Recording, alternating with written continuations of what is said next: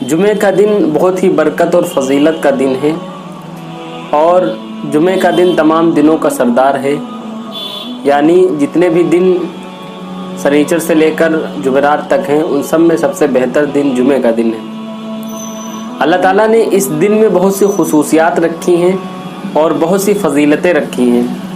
سب سے پہلے جو خصوصیت ہے وہ یہ ہے کہ اس دن حضرت آدم علیہ السلام پیدا کیے گئے، اور اسی دن آسمان سے دنیا پر اتارے گئے۔ کہ دن ایک ایسا ٹائم ہے، ایک ایسا وقت ہے 24 گھنٹے کے اندر، ایک ایسا ٹائم ہے کہ اس وقت کو اگر انسان پالے اور اللہ سے جو کچھ بھی مانگ لے اللہ تعالیٰ اسے ضرور قبول فرمائیں گے۔ شرط یہ ہے کہ حرام چیز کو نہ مانگا جائے۔ اس لیے جمعے کے دن کو بہت احتیاط سے گزارنا چاہیے اور گناہوں سے بچتے ہوئے گزارنا چاہیے۔ ویسے تو ہر دن گناہوں سے بچنا چاہیے، لیکن جمعے کے دن بہت احتیاط سے گزارنا چاہیے، اس لیے کہ انسان اور جنات کے سوا اللہ کی جتنی بھی مخلوق ہیں وہ سب جمعے کے دن سے ڈرتی ہیں، اس لیے کہ کہیں قیامت نہ آ جائے، کیونکہ جمعے کے دن ہی قیامت آئے گی۔ یہ تو انسان ہی ہے جو غفلت اور بے فکری میں زندگی گزار رہا ہے، ورنہ جتنی بھی مخلوق ہیں وہ جمعے کے دن سے ڈرا کرتی ہیں۔ حضرت ابو ہریرہ رضی اللہ عنہ سے روایت ہے کہ رسول اللہ صلی اللہ علیہ وسلم نے ارشاد فرمایا کہ جمعے کے دن فرشتے جو ہے رجسٹر لے کر مسجد کے دروازے پر کھڑے ہو جاتے ہیں اور آنے والوں کا نام لکھنا شروع کر دیتے ہیں۔ جو سب سے پہلے مسجد کے اندر داخل ہوتا ہے اس کو ایک اونٹ قربانی کرنے کا ثواب ملتا ہے۔ دیکھو اللہ تعالیٰ کتنا بڑا ثواب تھوڑی سی محنت اور تھوڑی سی مشقت پر دے رہے ہیں کہ اگر ہم پہلے مسجد میں داخل ہو جائیں تو ہمیں ایک اونٹ قربانی کرنے کا ثواب مل جائے۔ اگر ہم ویسے اللہ کے راستے میں ایک اونٹ قربان کرنا چاہیں تو ہزاروں روپے کا اونٹ ہمیں لینا پڑے گا، اور وہی ثواب اللہ تعالیٰ تھوڑی سی محنت پر دے رہے ہیں، جو کہ ہم لینے کو تیار نہیں ہیں۔ کیوں تیار نہیں ہیں؟ کیونکہ ہمارے دلوں میں اللہ کے وعدوں کا یقین نکلا ہوا ہے۔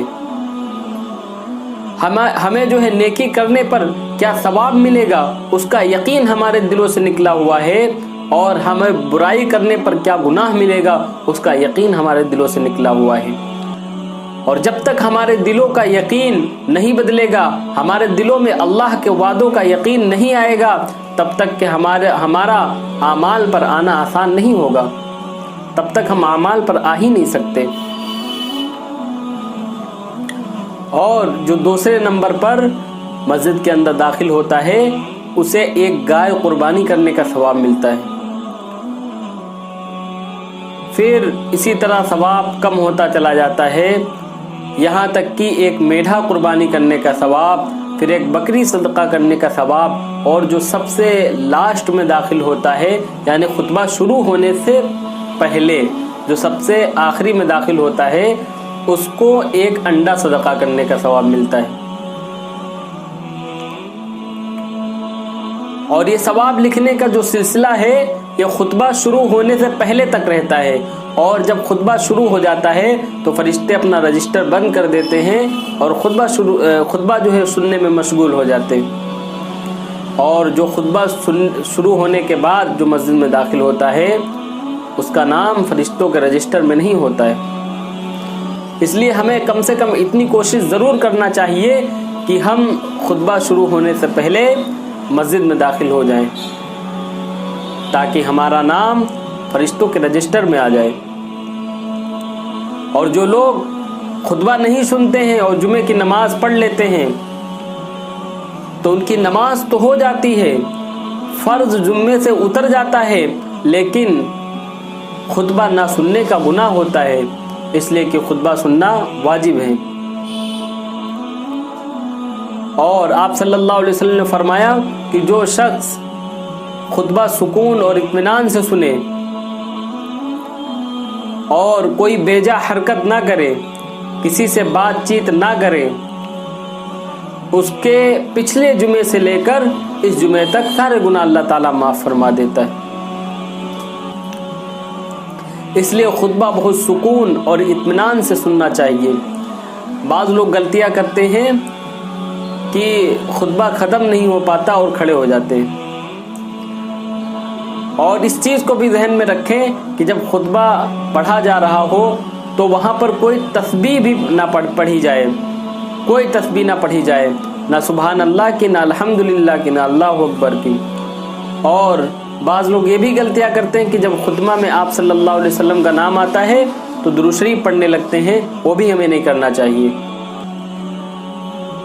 بالکل سکون اور اطمینان سے ہم کو خطبہ سننا چاہیے۔ اگر بغیر بولے، بغیر کوئی حرکت، بیجا حرکت کیے ہوئے ہم خطبے کو سن لیتے ہیں تو پچھلے جمعے سے لے کر اس جمعے تک سارے گناہ معاف ہو جائیں گے۔ کتنی بڑی فضیلت ہے۔ اور جمعے کے دن ہمیں بہت اللہ سے مانگنا چاہیے، رو رو کر اللہ سے دعائیں مانگنا چاہیے، اور آپ صلی اللہ علیہ وسلم پر درود شریف پڑھنا چاہیے، اور یہ مانگنا چاہیے کہ اللہ تعالیٰ ہمارے دلوں کا رخ بدل دے، ہمارے دلوں کا یقین مخلوق سے ہٹ کر خالق کی طرف آ جائے، دنیا سے ہٹ کر آخرت کی طرف آ جائے، ہمارے دلوں کا یقین بدل جائے۔ جب ہمارے دلوں کا یقین بدلے گا تو ہمارا عمل پر آنا آسان ہو جائے گا۔ اور اس بات کو اپنے ذہن نشین کر لینا چاہیے کہ یہ دنیا جو ہے راحت و آرام کی جگہ نہیں ہے۔ یہاں کی نعمتوں اور راحتوں میں پڑھ کر ہم کہیں دھوکے میں نہ آ جائیں، کیونکہ ہماری عمریں ختم ہوتی چلی جا رہی ہیں، اور ایک نہ ایک دن ہماری عمریں ختم ہو جائیں گی، اور یہاں کی جو راحتیں ہیں، یہاں کی جو نعمتیں ہیں، وہ ایک نہ ایک دن ہم سے جدا ہو جائیں گی۔ اور اس بات کا ہمارے دل میں پختہ خیال ہونا چاہیے کہ اگر ہم کسی جنازے کو کندھا دے رہے ہیں تو ہمارے دل میں یقین ہو کہ آج ہم کندھا دے رہے ہیں، کل